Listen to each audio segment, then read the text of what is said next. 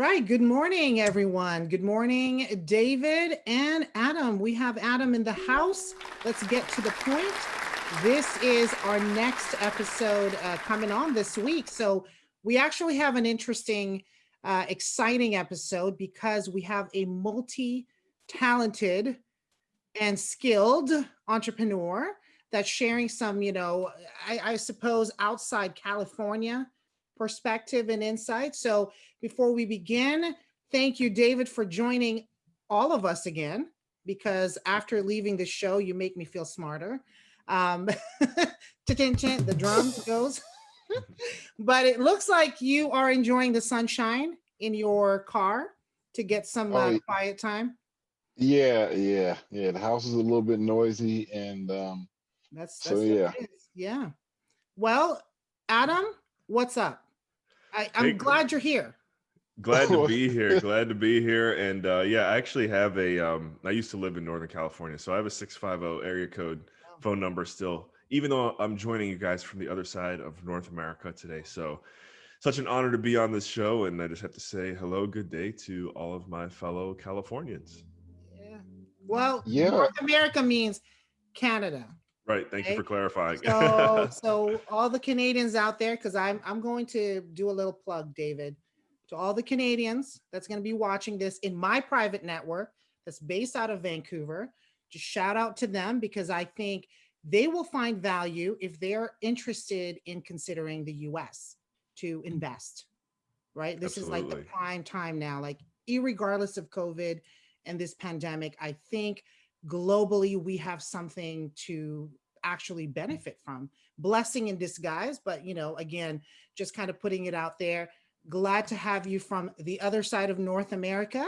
And David is in Los Angeles, and I am actually in SoCal. I'm in Westlake, Thousand Oaks, so a little bit closer to Malibu and Calabasas within that area. So welcome, everyone. Welcome to our viewers. So glad to be here. So, David, what is the question that we should be asking Adam? we should. Before we begin, though, go ahead and let us know I mean, what's going on. Adams, you're pretty. I mean, you're pretty. Multifaceted human being at a relatively young age. We see that you're part of ASIM Capital, which is Hunter Thompson's group. We see that you kind of have some background in just kind of real estate development and real estate investing and other ventures as well. There's a couple of you seem to kind of been in a lot of different trainings and just education and outside of real estate in general. We both Jona and I, when you made the Amazon run, we were taking a look at your kind of your background.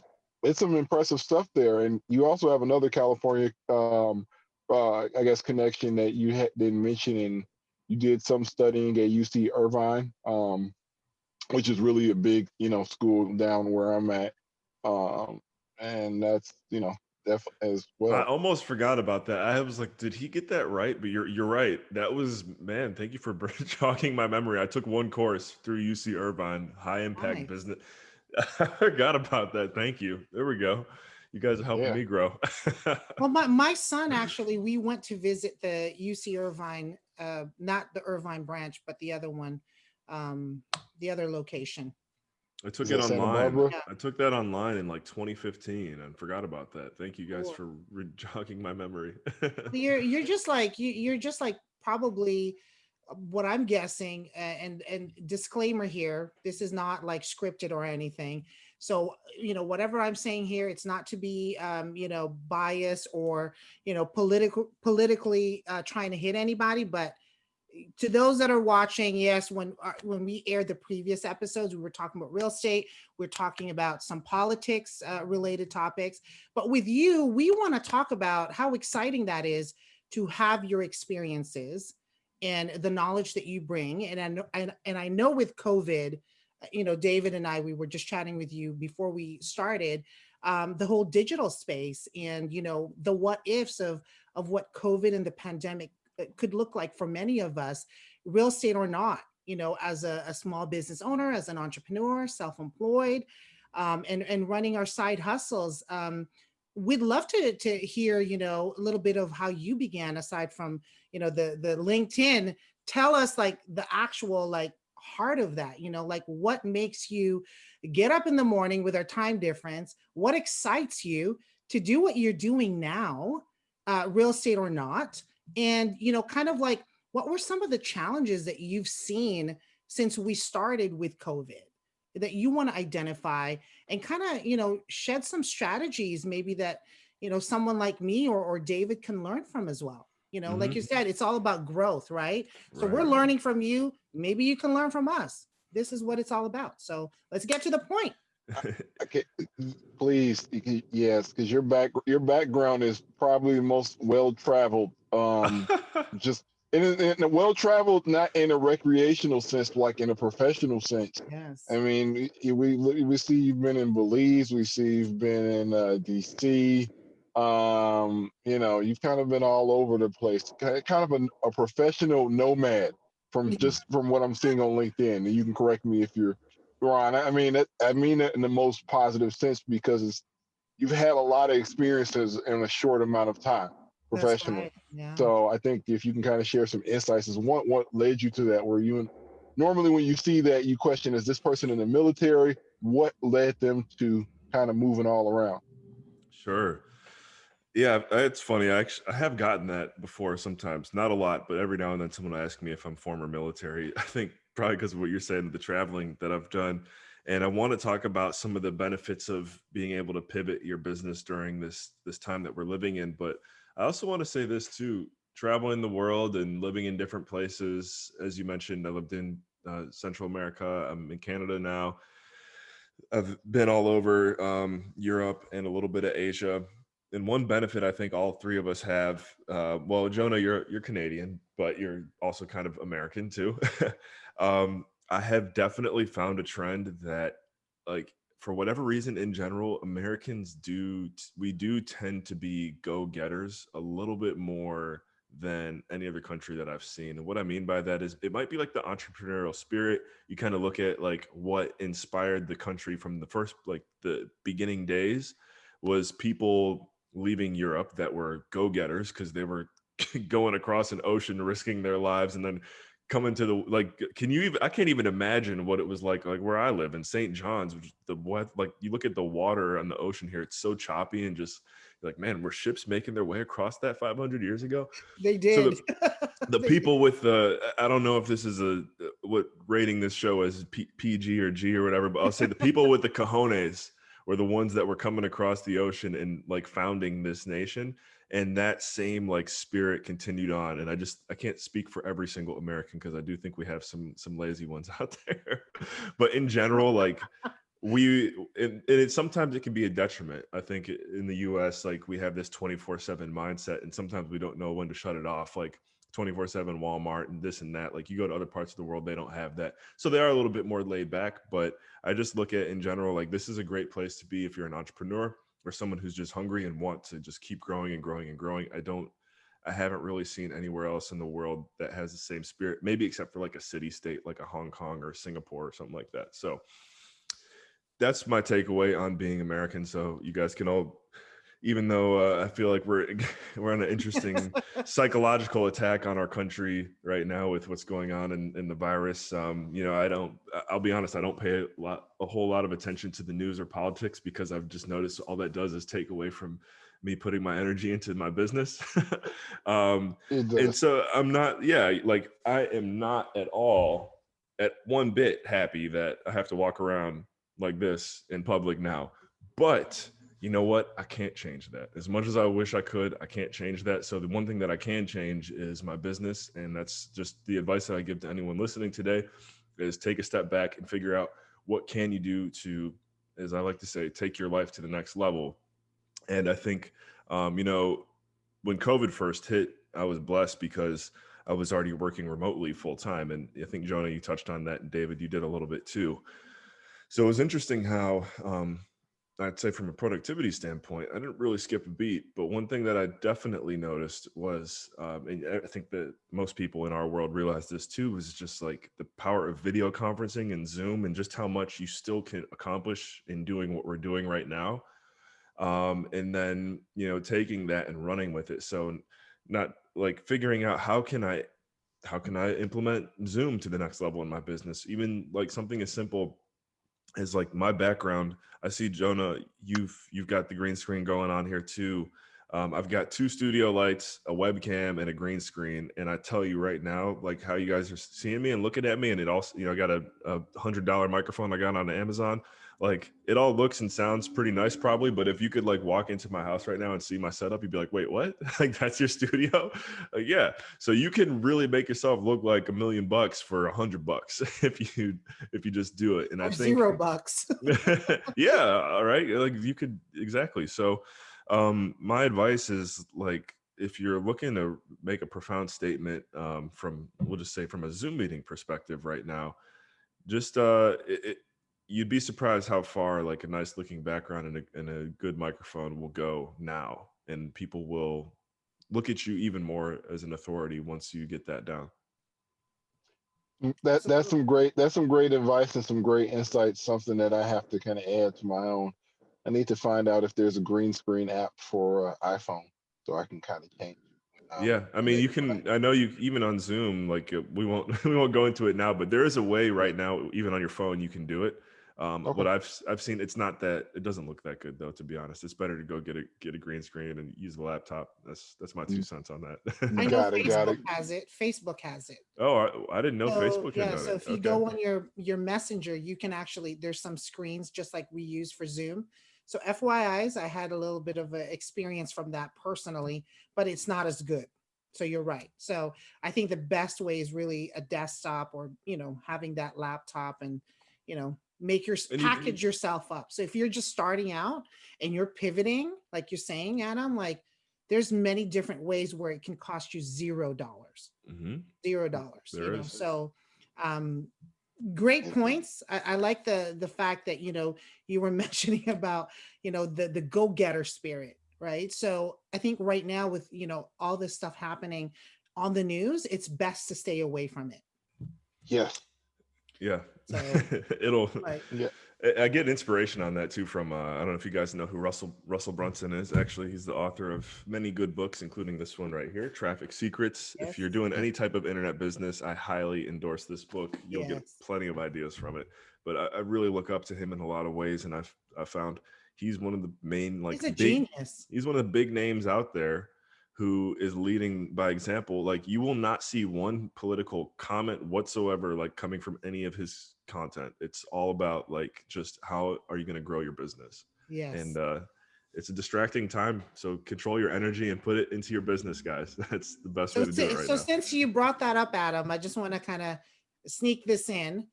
That's one of the things that stood out to me when I started seeing your content on LinkedIn.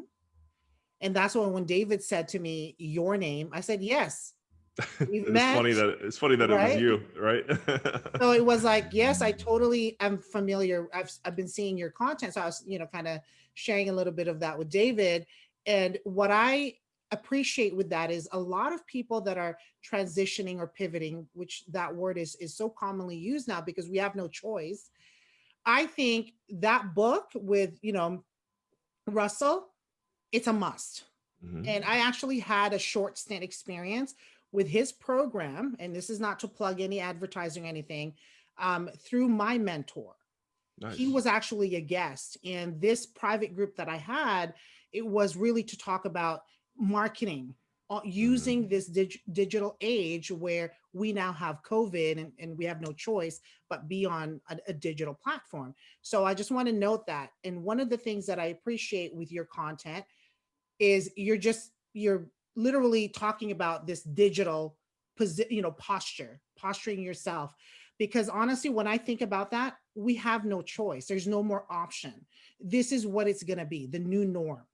And a lot of Right. people may disagree, the ones that haven't been exposed, but I would say to someone like David, it's something that you need to start thinking about, whether you are in real estate as a broker, or you decide you're going to definitely launch your investment advisory. I think the internet marketing, the strategies, they've existed 10 years plus ago, but now I think it's taken it to the next level where you can create an actual lead generating business online.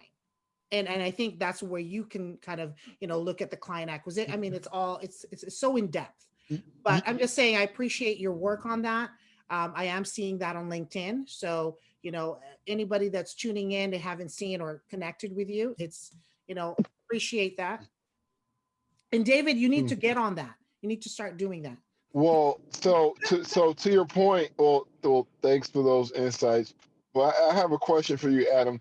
What I've seen from a Zoom standpoint for the past, 8, 9 months, I've seen in the real estate space a lot of Zoom conferences, especially in commercial real estate, be educational based.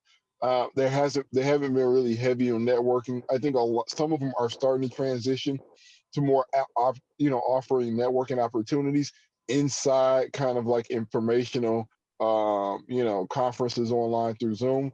But for the last several months, for the majority of the time, every time I get onto a Zoom conference, and that's kind of the reason why I steered away from them, is in recent times, is because they've been just heavy on information.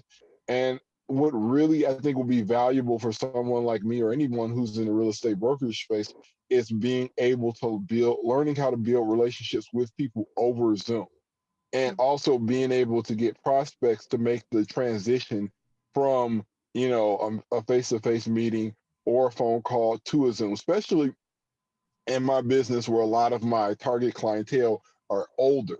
And meaning older, meaning they're in their 60s, they're in their 70s, some of them may be in their 80s. So being able to make that transition, getting them to make that transition to say, hey, you know what, we had a great conversation via phone, or maybe we spoke via email, let's take it to the next step, let's have a conversation via Zoom. That tends to be kind of the X factor, because building trust is everything when you are looking to represent when you're looking to do business with someone down the line. So yeah, I'd appreciate any insights you can kind of give in that space. Yeah, I hear you on that too, because with the whole Zoom, it's a Zoom pandemic too, but I would say in a good way.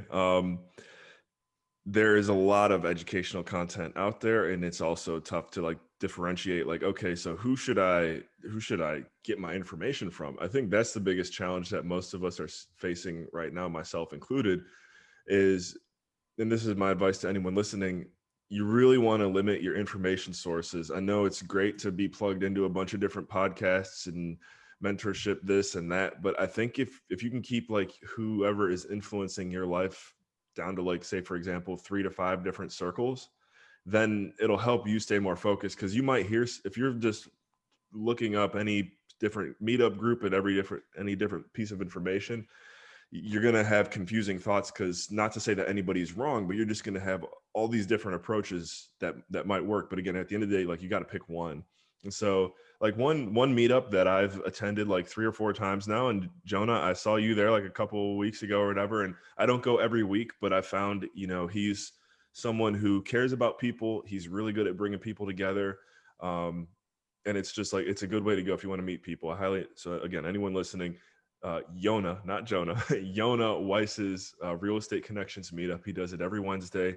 He'll bring on a guest speaker who will go, for the first maybe 60 to 90 minutes. And then I'll be honest, this is my little networking hack, because again, educational content is great, but sometimes I'm like, I don't know how important that is to me, but the networking piece is what is important to me. So I'll hack Jona's meetups and I'll join in about 90 minutes in so I can get to the networking part, because he does breakout groups, and you'd be surprised who you meet in those breakout groups and who you get to talk to. That's where I got to meet Jona, and I think was that your husband? Yes, Todd. Yes. Yeah, I met Todd. Like, I didn't even realize it was them. And then we got put in the same breakout room. I was like, oh, wait, we've been messaging on LinkedIn for the past, Right. couple months. And all of a sudden, like, these relationships start cultivating. And, on top of that, I'll say this too, if you guys want some key takeaways on this, I'd be happy to share. But I've been blessed to be a co-founder of a mastermind with 18 other professionals in our industry. And we all know each other. And I think some of us may have met face to face, for example, like pre-pandemic, but it's like, there's 18 of us and we're like best friends. We meet once a month. It's crazy to think like all of the things that we're working on together, and most of us still haven't even met face to face. And again, I guess that we put a priority networking in our group. But it's really, again, it's just cool to see that like things like this can be achieved during a pandemic. And if anything, like I don't think it would have been what it is had we not been kind of forced to stay home. So there's always a good side and a bad side to things. And I guess I'm here to kind of help you figure out what the best way to get the good out of it is.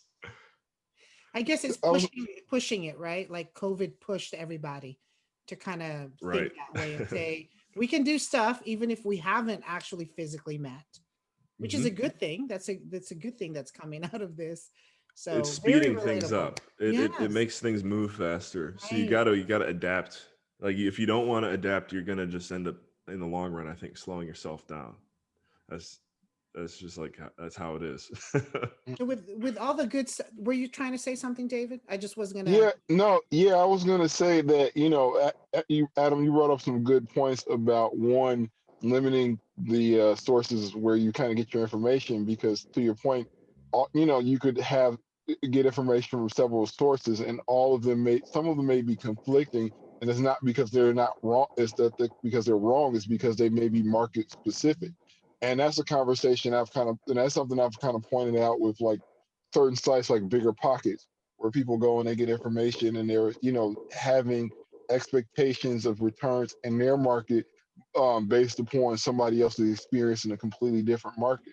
And I think that's really important to consider when you're especially looking at real estate investing, is to take in sources of information from for people who are active in the markets that you want to be active in, Hmm. not take it from everywhere, not be listening to real estate investing podcasts for investors who invest in New York or who invest in Florida, and you want to invest in, we'll just say, Texas. It's not market specific, because the fundamentals may be the same, but the market demographics are definitely going to be different.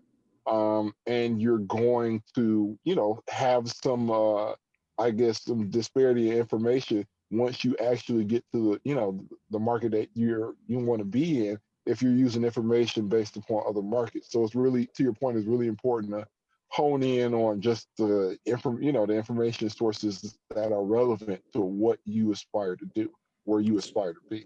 it's a lot, honestly, it's a lot like you're investing your time with information sources. So you could compare it to real estate investing. When you first get started, you don't want to be diversified into 8 different asset classes.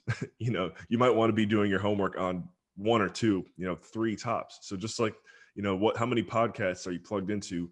What are your top 3? Who is it that's, speaking the information into your life, and just hang tight to them until you kind of feel like you establish yourself, or you feel like you got into that next level. And then from that point, branch out and, maybe do a little bit of experimenting.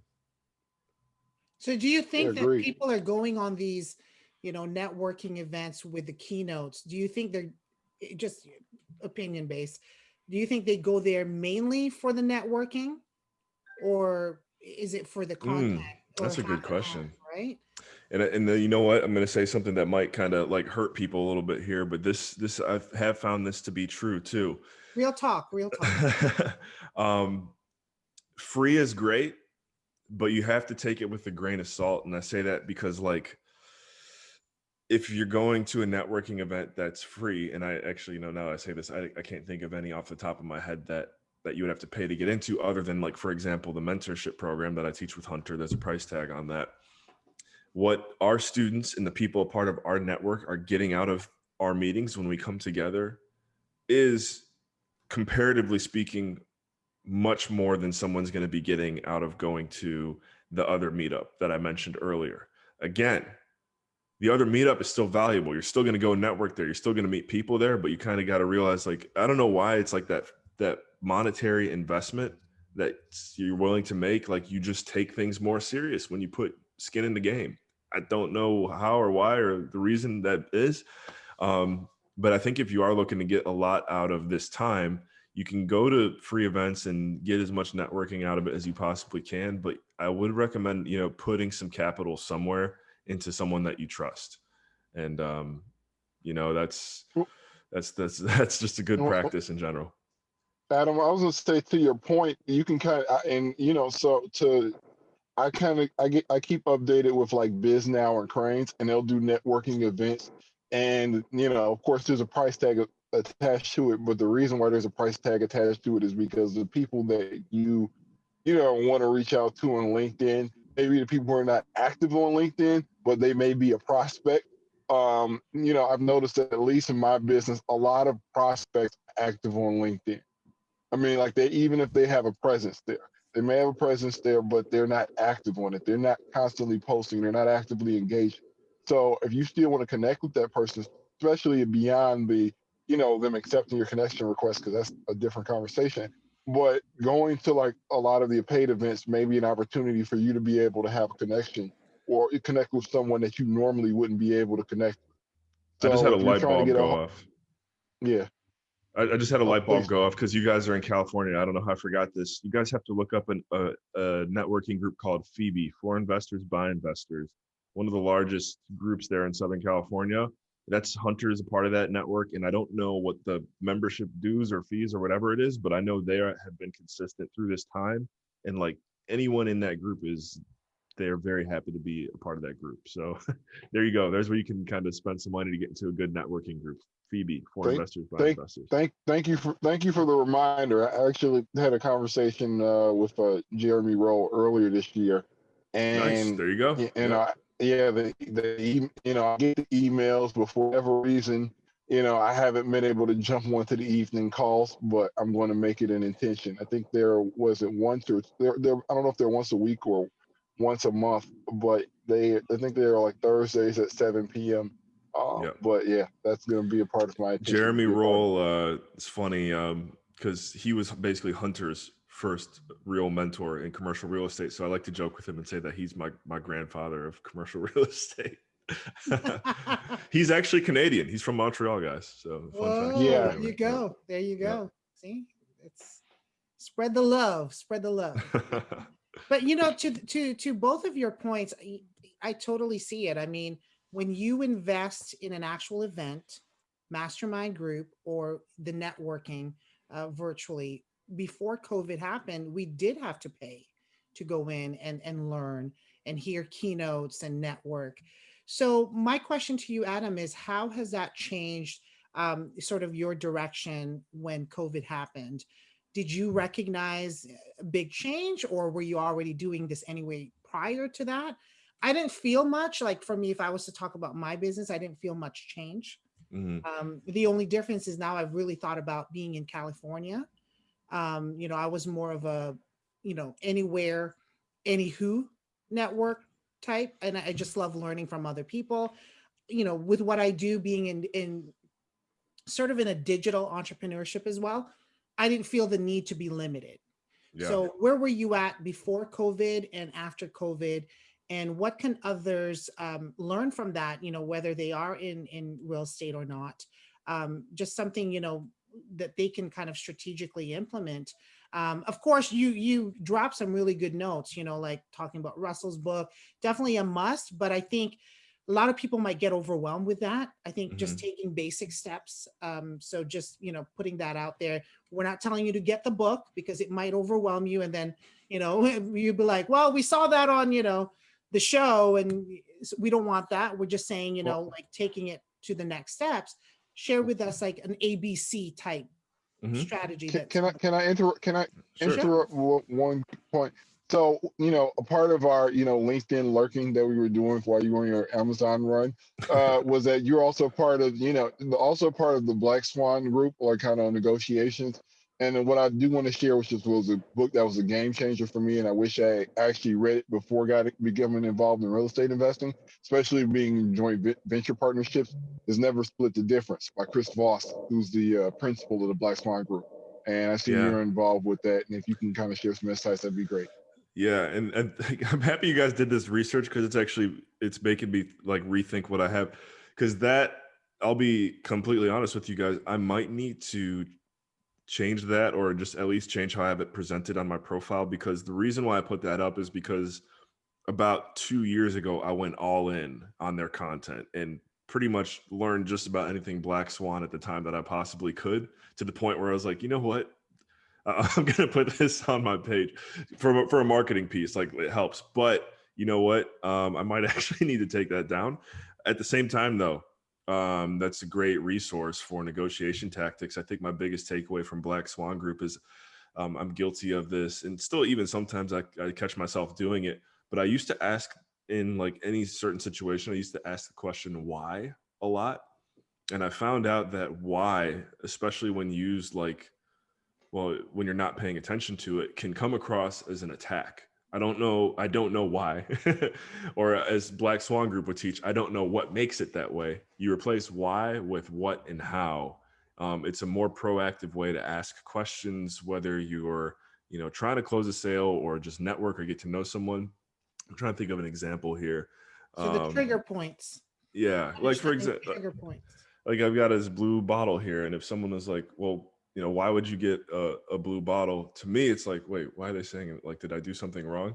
But Right. but if they said, what would make you get the blue bottle, or how did you end up buying that? Then it, to me, is responding to it. I'm like, oh, well, like, what made me get it? Well, you know what? It's kind of starting to fade off, but I love Space Jam, and this is the Michael Seeker Right. stuff from Space Jam. So it's that. There you go. The Black Swan It Group opens the hack. conversation. It opens the conversation. Replacing why with what and how goes a Right. really long way, and it's normally beneficial to both sides. Yeah, and oh, somebody, is that You guys are good. another? Go ahead. Just, I think No, Amazon is no, here, I but wasn't. they'll just leave it on the door. It's all good. Okay.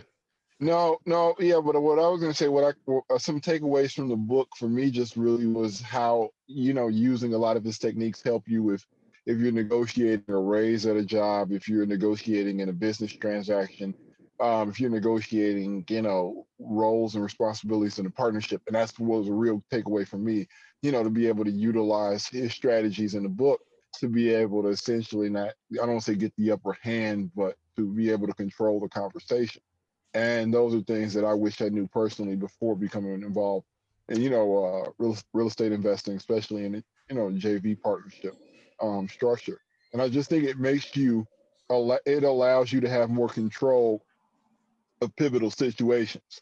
So that where you may have, if you hadn't had those insights from the book or from the Black Swan Group, you may have went into it a different way, or you may not got the most out of the deal that you were looking to get into, which is really important, not necessarily in real estate investing, or if you're in a business where you're paid by commission.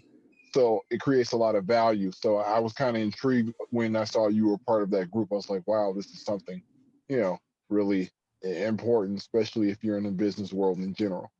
Well, I like how you said that too, both of you.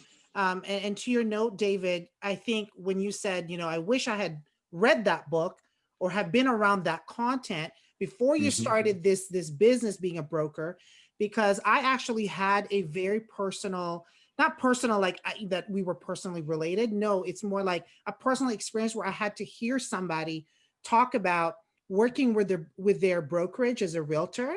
They went in it for the first year, and she closed her first deal. And after that, it was like the owner of the brokerage was like, well, I need this and need this. And she was like, now at the end of the day, I end up with 1% instead of the original, 5-6%. And she literally left that brokerage. She was in tears, and we were actually talking about off-market deals. But when that moment happened, and this was 3 years ago, that stuck with me. And I'm like, there's got to be a better way for, new realtors, new brokers going in and know how to negotiate, know how to position themselves. So to that note, I totally see what you're saying, how important Well, that is. well, I didn't mean, well, no, well, actually what I meant was more in my multifamily investment that I'm in a joint venture partnership Sure. with. Yeah, I So get that. and I think I think that's really, and what I meant more is being, when you go into anything, whether you're in a syndication Yeah. or whether you're in a JV Investing. structure, is being able to negotiate the terms, or also being able to frame disagreement in certain ways that'll further the conversation versus terminate the conversation. Yes. And I wish I had those strategies at the ready. Real estate, as far as a brokerage business, that's not really more what I meant from where the negotiation skills come key. negotiation skills really become key when you're negotiating a transaction or you're negotiating a fee agreement I based think it upon goes in even in the the very principle. beginning. Yeah, it doesn't matter Well, what yeah, you know, but I get it. I'm just complimenting the fact that it literally hit the nail for me, because no matter what, she's entering a business, right? So yeah. you should know how to posture that in your discussion when you're signing that contract. You know, Oh like, yeah. am I willing to work for this new brokerage? And what happens is they usually know how to play on that, right? They're like, well, she doesn't have any experience, so we'll tell her this, or tell him this. So, I have 15 years plus of experience in sales. So when I went through my training, just, put that aside, but it was always about understanding the need, right? So it's very similar to negotiating. So whether you're going into joint venture investments, things like that, it's like you always have to feel like you're being interrogated. Like when you're going into this partnership and they're trying to like feel, like get a vibe of you, and they're like, well, why does she want to work with us? So they ask you these questions that sort of like subtle, but I know they're trying to interview you. It's just interesting for me, like, to see that, right? Because they want to angle like how they're going to negotiate with you, right? Well, we can give you 2% if you bring in X amount of dollars, capital. I just went through this recently, and that's why that deal isn't going to pan out for me, right? Because they think I don't know, but really I do know. But it's just interesting, to that note, what you're saying, but totally get it. Okay. Got it. Oh, just kind of, we got to, sorry, Adam. We just saw It's your such a message. broad, yeah. It's such a So broad topic. we want to definitely respect your time. So, Yes, yes. So um, any it- more last questions, David, for Adam? you know what? No, I mean, I think Adam, I think we kind of touched on it at the beginning, but maybe you can kind of share some insights tying up the end of the show. Is just like, what made you choose this professionally nomadic life? Because and I don't mean even just from location, but I mean just not only location, but just different, Transitioning. industries that you've been in as well.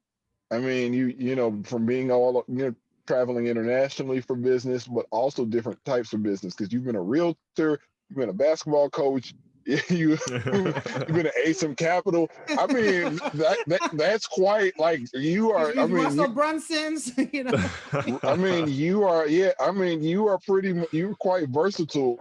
Just in Yes. a real short period of time. Yeah, you know what? I wish I could give specific advice on this because it's been a fun life, and I would highly recommend it to anyone else out there. And really, my main takeaway is, and I'm sorry, guys, if this comes across as cliche, but we really do have the power to create the future and the lives that we desire. And the way that we can do that starts with reaching out. So if there's like a direction that you want to go, now I didn't know like what it was going to look like for me, but I knew working and living remotely that like that's something I wanted and something I would focus on and meditate on.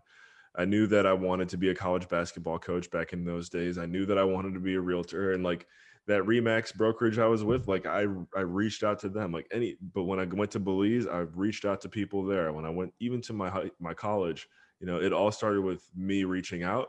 And so my biggest takeaway is if you want to live whatever life it is that you desire, just figure out the direction you want to go, and figure out how you can just take that leap of faith to reach out in that direction.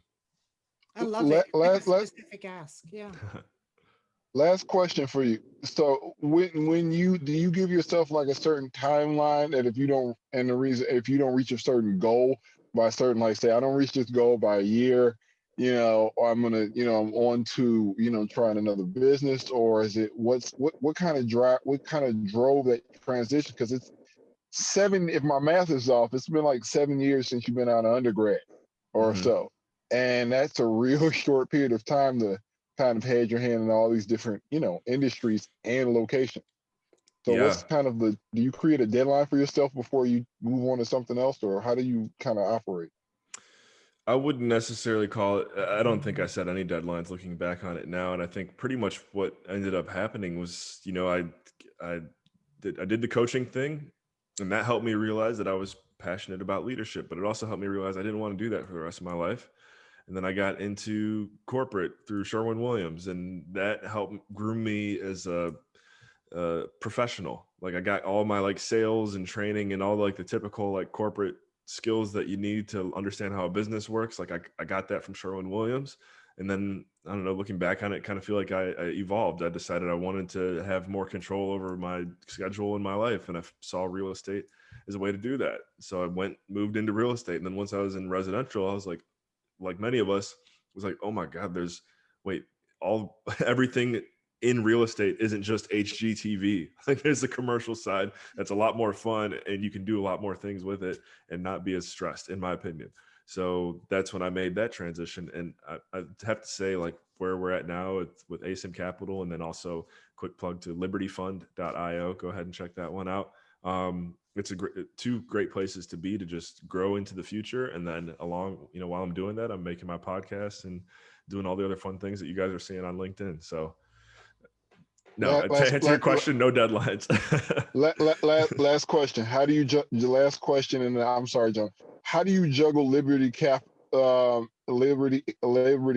ASIM? How do you juggle those two and meet your target that goals or your obligations for both of those businesses? Or what do you juggle? Yeah, the coolest thing is both of the managing principals, Michael Flight and Hunter Thompson, who I met Michael through Hunter, like they're friends, and they know that I'm working for each company or each individual at a similar capacity. The best way I can put it is, like a modern day apprentice for two guys that are just amazing. So they know that I'm working for each other, and I just thankfully know how to use a pen and paper and my iPhone calendar, and I just do my schedule and my list every day and stick to the plan. Like I got you guys on here, and actually I got to cross you out of my list here soon so I can get to the next one. That's kind of like what I do. But I'm glad because a lot of people that I've met recently, they recommended Hunter's book. So I did get it. Yeah, Amazon delivered it last week, so I have it. Cool. But we can find you, the host of Dream Chasers.